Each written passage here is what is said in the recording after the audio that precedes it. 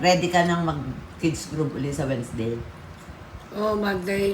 Wednesday. Monday, Sunday. Monday, Sunday. Monday, Sunday. Mm. Ano yon? Sunday. Monday.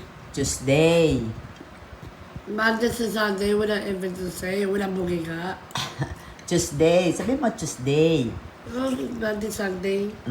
Wednesday. Oh, Monday.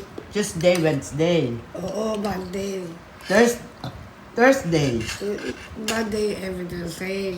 Ay, puro Monday ka eh. Thursday. Ang kulit naman na, event to say. Oh. Friday. Wala na, Monday. Saturday. Oh, Monday yun. Naku, puro Monday at Sunday lang.